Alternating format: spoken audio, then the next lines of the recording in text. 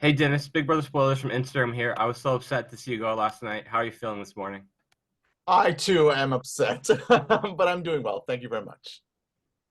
So let's get right into it. We know you're a super fan of this game, so how much does it suck to go so early? Um, as a fan, I would have appreciated any experience. Even making on the show was a big deal for me. Would have I liked to win? Of course. Would I have liked to experience jury? Of course. My I take comfort in the fact that it was a unanimous vote, which tells me I was a big threat. And also, the blow has been cushioned by I've learned from my partner the absolute support that I'm apparently getting. I haven't looked at social. I have not known anything, but apparently I have a lot of support from the people out there. Did the reality of being in the Big Brother house meet your expectations as a super fan? Tenfold. It was crazy in there, but absolutely enjoyable. I would be the last one leaving a comp, just standing there, sucking it all in, breathing in the sawdust. Just like all of it was beautiful. I loved all of it. You mentioned in your preseason bio you wanted a grouping of people seen as floaters, ideally queer. Was this something that came to light of day between Avery, Bailey, and yourself? It was the beginnings of something. I don't know what happened, but it was the beginning of something. Yeah, I really wanted it, and I wanted it to grow to have at least four people there, and then each of those people would, tentacle off and find other things or other supports. But yeah, it was important to me. So we do word association here to get to know your fellow house guests better. So I'll say someone's name and you say the first word or a couple words that pops into your head. So let's Okay, start with Avery. Avery, suspicious. Bailey, Bailey, emotional. Donna, Game player. Elijah, Pawn. Janine, Fan. Kayla, Beautiful. Lexus, Mysterious.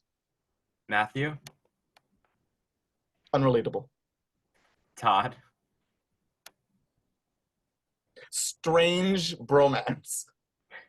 Tola, Analytical. Victoria, Chaotic. Anthony, Golden tongue. and let's finish off with Vivek. Betrayer. So speaking of Vivek, if you didn't use the POV on him last week, how different would the game have gone? Do you think you'd still be in the house? I feel like I would have been the next target given the pattern, but Vivek gone, I would have been put in a position where I had to work harder. The resources that I put into Vivek would be spread out amongst other people, and wouldn't have been so concentrated. And he would have been the liar that needed to get out. He would have been on the block. Or sorry, he would have been out. Yes. Were you truly blindsided when Vivek backdoored you, and is he who you feel most betrayed by? 100%. That was a complete. That is shocking. I'm sure you saw it on my reactions. That is all genuine. Completely shocked. Good for you. You felt you needed to do it. Good for you. So you won the first two POVs of the season. Considering you were already safe and winning two comps early put a large target on your back, why did you want to win them? Um, Part of me wanted to be safe, because you never know. If I won that first one, then I would have been sitting as a target regardless. Like, oh my God, this 48-year-old can win comps. Maybe there's something more to him. And even just the way Anthony spoke to me just put a little thing in my head. So yeah, safety. But to be honest, it was the fan in me. I had to win. I had to win comps just as a fan, and experience all of that and all of the emotions. I owed it to myself. It took me too long to get here not to do that. Something else you mentioned in your preseason bio was that you wanted to stay under the radar. Winning the first two POVs this season, do you think you stuck to what you wanted your strategy to be? No, seeing the All Stars come in changed that entirely. You had to adjust and adapt very quickly. You needed almost to prove to them your worth, because they're coming with an experience that we don't have, an advantage that we don't have. So you have to stand out at least for them, and prove that you can be useful. Were you shocked when Arissa revealed the votes? Did you think you had more people on your side voting for you to stay? No, I knew. I campaigned. I had a pre-campaign. I had a campaign. I had a follow-up, and I knew in the follow-up, and I asked everyone directly, "You owe it to me. You should just let me know." And I knew I did not have the votes. And then that changed with a last-minute tactic. I went down fighting. I did not give up. But the 9-0 was not a surprise. I wear it as a badge of honor that everyone saw me as such a big target. Why did the House evict you over Elijah? Elijah's a pawn. I'm a threat. And who were your connections in the House? We didn't really see a ton of your connections in the House. That was something I was slowly building on because everyone was so vague. I didn't understand their connection with each other. And when I spoke to them, they weren't even confident in their connections with each other. So it's hard with that unreliability to place effort and trust. So I started looking elsewhere. And this week I started talking with Tola and started talking with Todd a little bit more and was trying to suss out that relationship. Again, I don't know what has happened.